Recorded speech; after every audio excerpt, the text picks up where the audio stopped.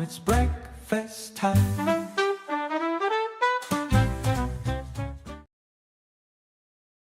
Go, tune in now. It's breakfast time. Good morning, everybody. How do you do? My name is DJ Val, and I'm rapping for you. Good morning, everyone. You're welcome to another edition of What's What's on on Your your Mind. mind? Let's work it And with me back out. in the home studio is DJ Val. Yes, I am back. How are you all? Easter. Some people give us Somebody actually said that, Sanu de Easter. yeah, Sanu the Oh. Easter. And then somebody else said, oh gosh. Somebody else said, "Oh my, I can't, Odun Easter or something like that." Yes, thank you all so much. Interesting. Born, Hmm. yes, and if I got you wrong or mixed up, apologies. But I think the comments were from the following people I've just mentioned, and I think Atilina snuck up in there quite late. And you had one from Trey Shaw, my cousin from America. Thank you all so much. And you were all talking about how you had learned one thing, something new, how refreshing it was to hear what other people were doing, other parts of the world, how the history of Easter for them, etc. Thank you all ever so much, even for your live comments, tuning in and making that show a lovely and a fun one. One I wouldn't get tired of saying is thank you also as well for your continued prayers and well wishes for DJ Val when he wasn't well.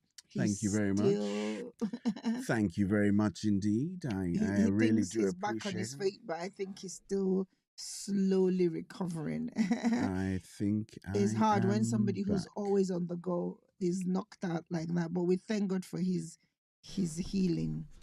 Amen to that. Konnichiwa to all That's of you all. it's Thank you, not gonna thank you. impair my performance. It never does. Mm-mm. Thank you also. Well, it did because we had to do rebroadcast for 2 weeks. So someone said on one of the live shows he must really be unwell for them to do a second rebroadcast. Yes, he really was. But thank you all. Thank you. Now I've got some international news. So much has been happening around the world. I just, as usual, I scan across and see which ones are we going to pick that will kind of allow us to just reflect and talk on. Storm Emilio has flooded Greece with winds and floods. Somebody so far a man has been recorded as killed Mm-hmm. as a result of it, and it's the Sahara storms that is making its way upwards to the Meds. Also, there's been a rise in this is going now to Brazil. The lawmakers in Brazil have now agreed to consider custody for pets as part of their separation and divorce Oh yeah. considerations. Yes. Okay now. Now, the reason I picked this is because it's interesting how during the separations, you have custody battles over property, custody battles mostly over children.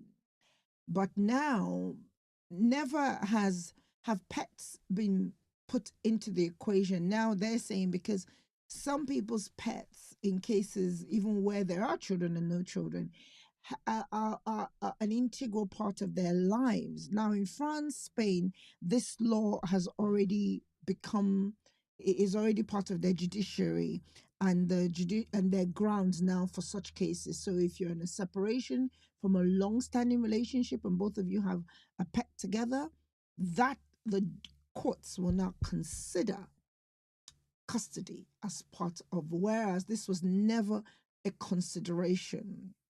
What say you? The rates of the rates and percentage of separations and divorces continue to be at an all-time high. and the courts are adapting to make these disagreements work I thought quicker. there was. I hear them here say, you're not having the dog.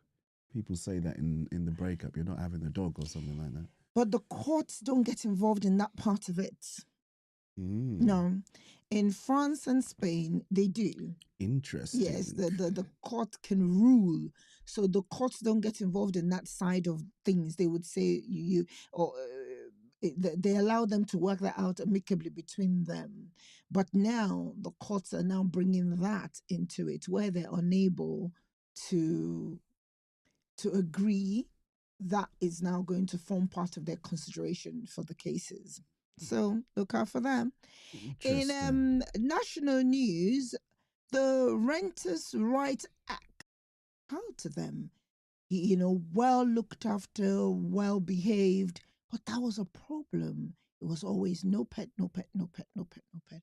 And I think eventually they lost him. Yeah, Mm. they did, because even then, no sanctuary will have him because they were full, and then they didn't give him to a keeper for a while. No, it was quite traumatic for them. So this will be a game changer for many pet owners who are looking to rent. How does that affect you? Are you a landlord? Are you, what say you? Answers on a postcard. What say you indeed? What say you? Now, is this a good place to take a break, or do we just crack on? You could crack on For a little bit. Okay. Yeah. Mhm. All right. I wanted, coming back from all the heavy. No, Easter was a fun show, but even at Mhm. that, it was information dense. I wanted another fun show for your post Easter show. Remember how we've been talking about how we wanted to do a show on British phrases? This is that show. Is it? Yes, it is. But before we go into it, I want to introduce since I've got a few minutes, let me introduce next week's subject matter. So you all as well come prepared with me, and you, DJ Val, will come prepared. Yeah, I wasn't Next week- prepared for this one. So it's interesting. Just Okay. go roll with it. Roll with the punches, We've DJ been Val. collecting this list for so long. Come on. I've been collating it. When you say it, I make a note. So I use a lot, and I think everybody does, to be honest. So yeah. that's what you think. I don't. So You do. Really? Okay. Yeah, you do. This is interesting for me. I don't think I use a lot I of think British you do. phrases, but he thinks I do. Mhm. But in comparison to him, I think he uses more than No, I do. use more, but you use I use some. Okay. a Now- fair few. Few. All right. Before we go into popular or famous British phrases, I'd like to introduce our subject matter for next week in the few minutes that I have. I just thought coming out of I wanted us to talk about it before Easter, but unfortunately we had to do the rebroadcast. But so I've jigged around our schedule a bit. So I'd like us to touch on triumph and betrayal, and I think post Easter is also quite appropriate for it. I have in the Easter weekend for the first time, not really for the first time, I try to sort of shut down during bank holidays. I really do, because they're not that many, and so I take advantage of it to really just shut down and get some rest. And this was a good one as well. I did. We still had stuff to do, but it was very laid back for me. And one thing I try to do in that period that I don't get to do often is watch TV. And I had earmarked a few programs to watch, and I wanted to watch Chosen. So I'd watched bits of The Chosen, etc. I'd watched some biblical epics as well on regular TV. And that subject of triumph and betrayal again kept coming to my head, much as I'd already pegged this subject when we did our planning, but more and more it came alive. So I'd like you, so that we can all be a part of this conversation productively when we get to it next week, is what does triumph look like for you? What does it mean to you? You know, we hear evil triumphing over good, of good triumphing over evil.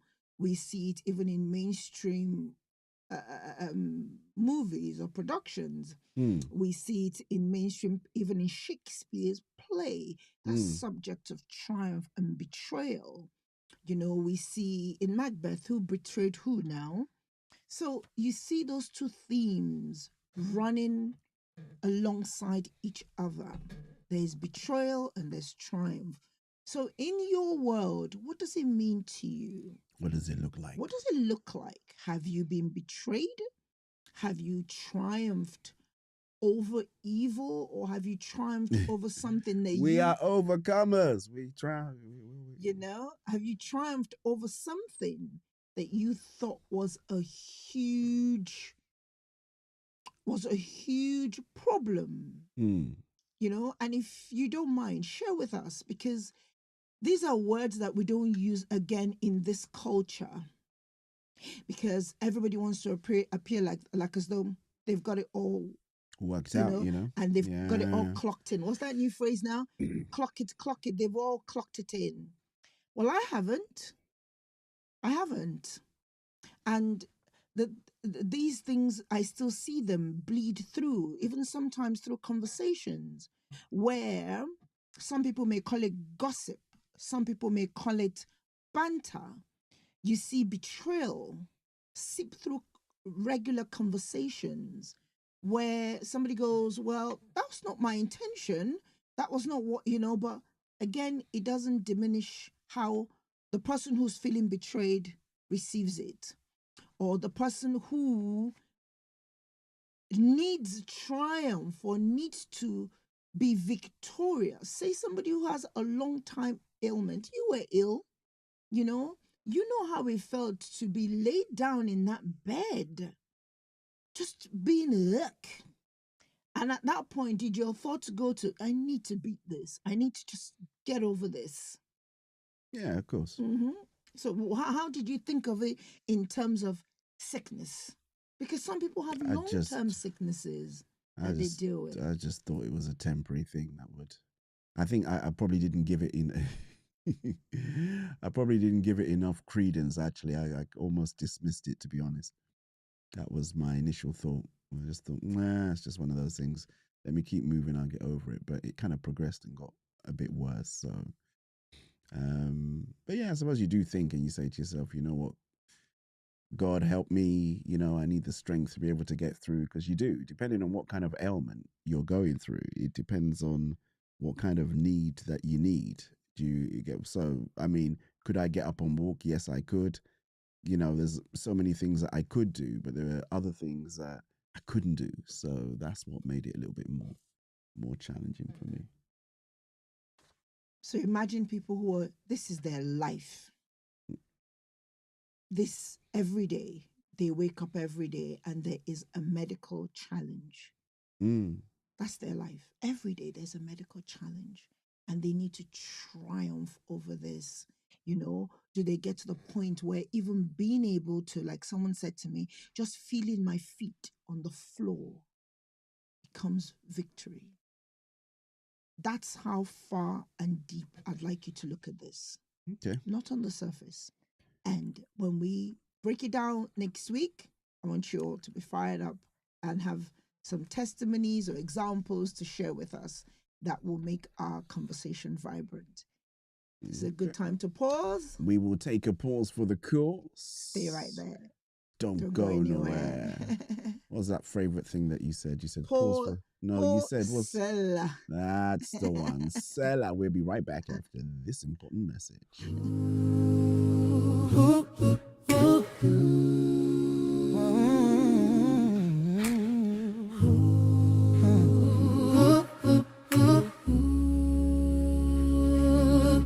This isn't just music, it's prayer in a melody, truth in conversation, and community in sound. What if you know, you'll feel it in your soul. I have soul.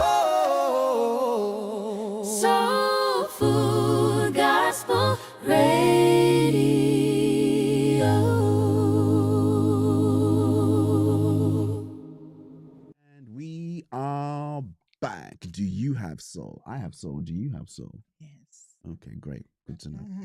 I love that. I love that clip. What is it? That clip jingle? It's so nice. It's a little bit of everything. I thought it kind of encompasses what we do as a organization as Soul Food Gospel Radio, but it also speaks to you as well. You know, I have soul is I have soul, and having soul can mean I also have Soul Food Gospel Radio as well. There you go. Multifaceted. That's it.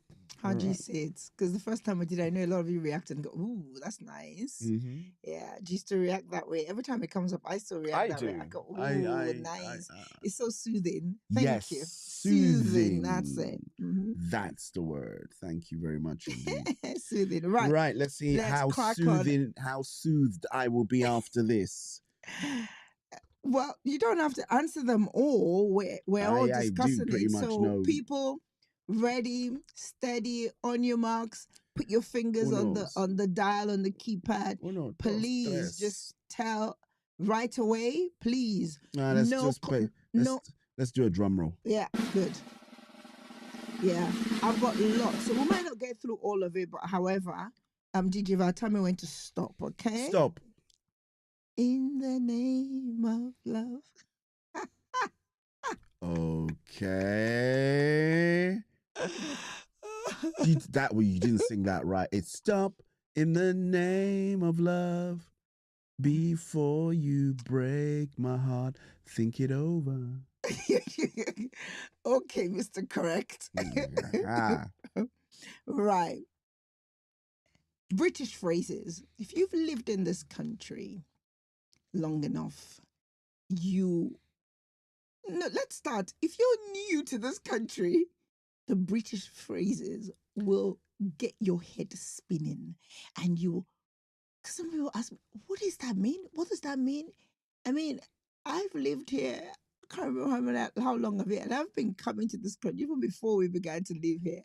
And I thought, well, I was exposed to a lot of the phrases, but there's still some phrases that I go, what? What's that? Where did that come from? What does that mean? So I think British phrases are endless, and but if you're new to this country, tell us which ones, or whenever you came to this country, if you weren't born here, even if you were born here, tell us the ones that perplex you, the ones that don't make sense to you. There's some that make sense. There's some that just don't make sense. Perplexing. Tell us. Perplexing. Right. Let's start with, it's brass monkeys out there. Means it's cold. It's cold outside, huh? Yep. Okay. Did you get that one?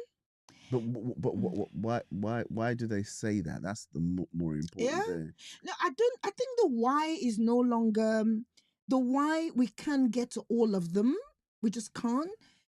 Today I just want us to.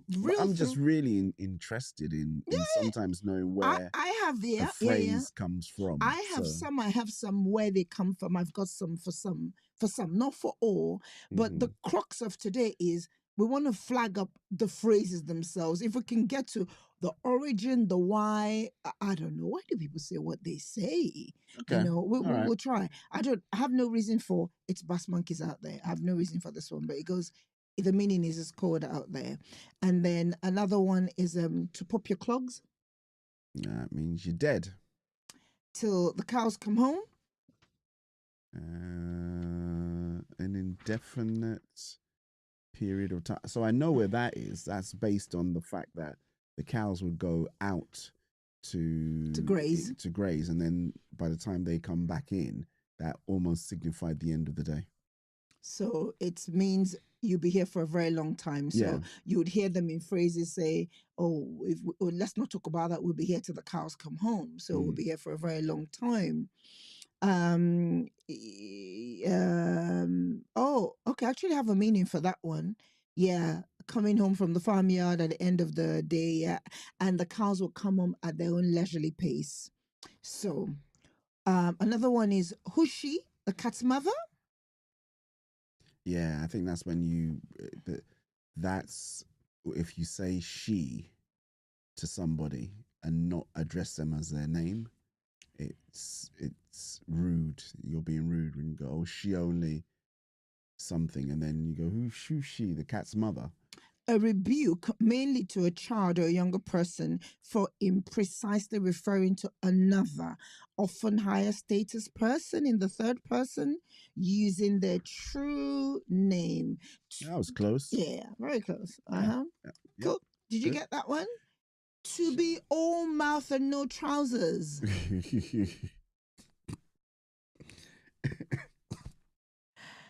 Don't make me choke, please. All mouth and no trousers is I think in a nutshell, there's no substance to you. Used especially by women to describe a pushy or overconfident male who engages in boastful talk and bravado, but doesn't back it up with action. So all talk and no action. Say it again, to be all mouth and no trousers. Have you heard that one recently? All fur coat and no knickers. I dug deep into the archives for some of these. I'm not sure you can discuss that on this show. Meaning to describe a woman who appears demure, elegant, but who is really not that way, who's really common and trashy. So they're really not as they appear. All fur coat and not, that's what that one means. Okay. Yeah, we can. It's not up the wooden hill to Bedfordshire. No idea. I like that one. Meaning to go to bed, said either as a command to a child or as an announcement that I am retiring to bed. Up the wooden hill to Bedfordshire. Never heard of that before. Okay, this one I'm sure you've heard. What's for afters?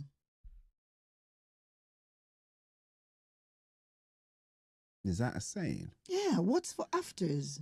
That's like dessert. Exactly, it is a saying. It's an English slang for the word dessert. Afters. Oh, yeah. Okay. I've slang, actually. I mean, I've used that for years. Afters. It's actually a slang. It's not proper grammar. So taking the mickey. Yeah, it's like you're making fun or teasing making fun or teasing somebody. Yeah. Bright as a button. Very clever and smart. Sticky wicket. Something that's difficult. Awkward, a delicate situation. Keen as mustard. Not used that one before. Very eager to get things started. The bee's knees. That's normally something that's really good. Synonymous for the height of excellence. Yeah. Started way back in the 1920s. Bob's your uncle. And Fanny's your aunt. That means like you've Bob's your uncle. That's like you got it. It's there you have it. Yeah. That's what it means. It traces its origins to the appointment of the Prime Minister Arthur Balfour. Chuffed to bits. You're happy. Yeah, denotes being pleased. Yeah, a depth of emotion. When pigs fly. An impossible situation. Circumstances that never occur, implying that it is highly and unlikely or utterly impossible. Yep. Yeah. To dismiss that sort of unlikely scenario. I think it's time to give them an applause. Yep. Oh, me. Drum roll. That's it. You take an applause as well for you. That's it. Baker's dozen. Baker's dozen is 13. Commonly referred to the number 13 instead of a standard 12. The term dates back to the medieval times when That's why our neighbor's house added an extra loaf to ensure fair trade and avoid penalties for underweight products. Baker's dozen. Yeah. Our neighbor. Yeah. It's a baker's dozen. Yes. To have a chinwag. That's talk. Someone invites you for a chinwag. They simply suggest a chat, a conversation. It has its roots in the late 19th century, combining chin to speaking and wag for moving chat. Barking up the wrong tree. That means you've got the wrong. Colorful expression. comes to the rescue when someone misinterprets a situation or points fingers in the wrong direction. Do you know what that one is in Spanish What is it? or Tell me. Colombian? Tell us. You're fishing in the wrong pond. Oh, really? Yes, I've heard that one too. Its origins harken back to hunting dogs who would bark at the base of a tree where their quarry could not be found. In fact, in one of the companies I used to work, in fact, probably a lot of the companies I used to work in, I would try to introduce those kind of sayings. Really? Conversations. Icebreakers are just conversations. No. I'd have to add it into the conversation that I'm I having with see. somebody. So, like, if a customer's complaining about something, I'd then have to try and work in that you're fishing in the wrong pond. Just what? For fun of it? Yeah, just to see if I could do it. Do it. Okay. Yeah, Well, yeah. what's full of beans? Yeah, full of beans. You're full of life. Lively, energetic, enthusiastic.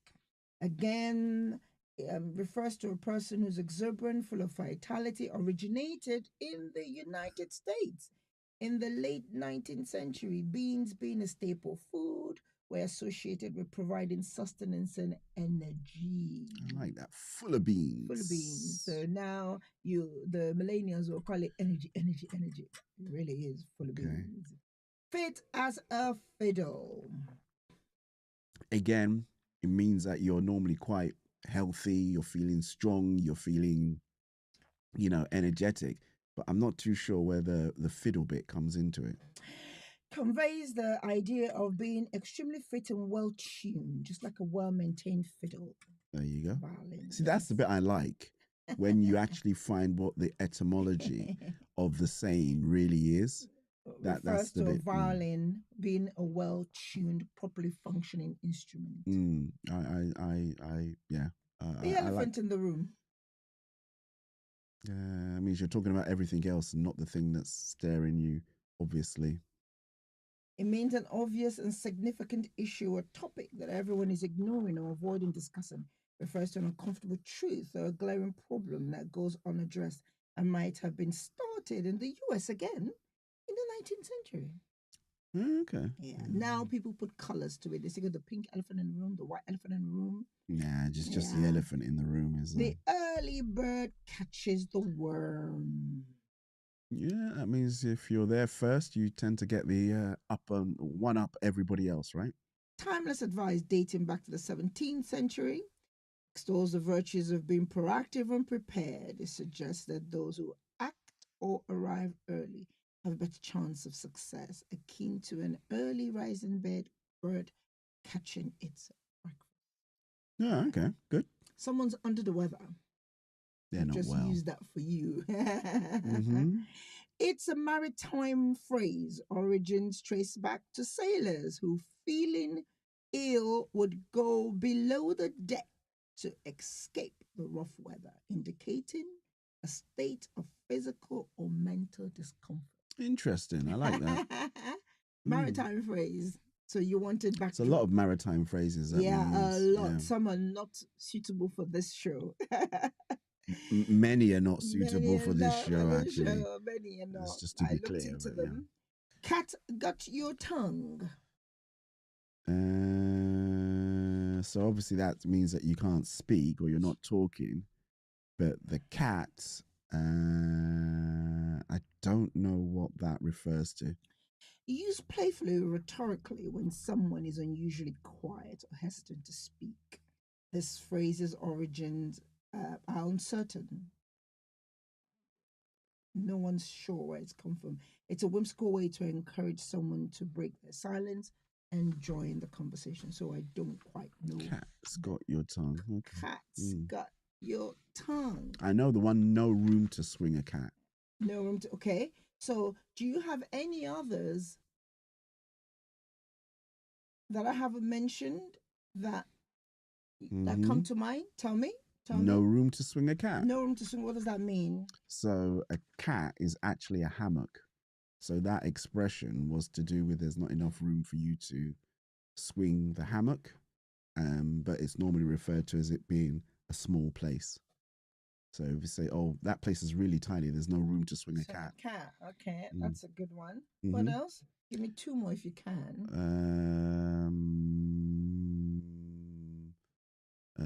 A bird in the hand is worth two in the bush. What does that mean? That means what you have is better than what you're looking for. Do you know the origin of that one? No, I don't. Again, a farmland.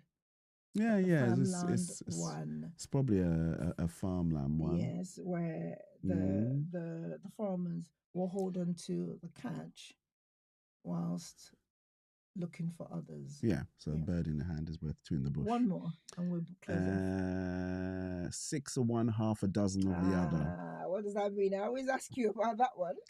It means exactly the same thing. It's like somebody said it's like 6 of one and half a dozen of the other. That the thing's exactly the same. Same. Mhm. Okay.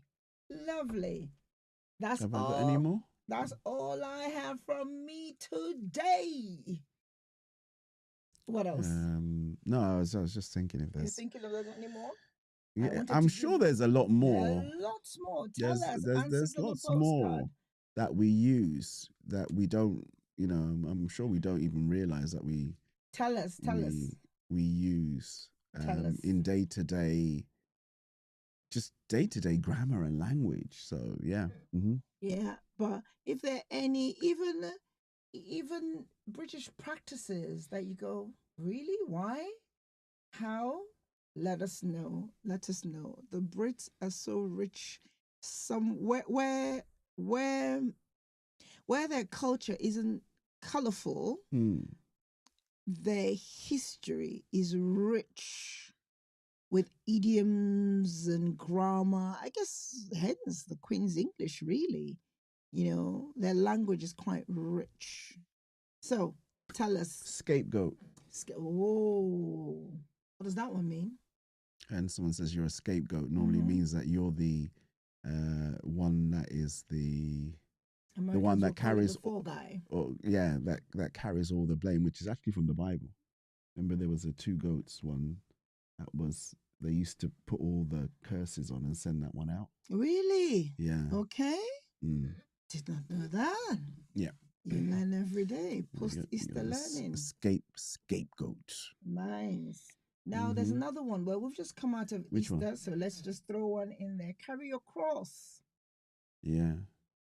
That's another. Everybody carry your own. Yeah, there are carry lots your of cross. biblical idioms, actually. Yeah, there's lots. Yeah. Carry your cross, and that means carry your burden. Yep.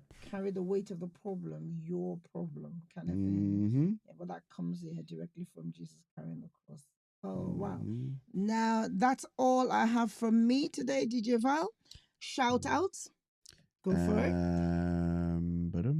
Boom. It's a really good question.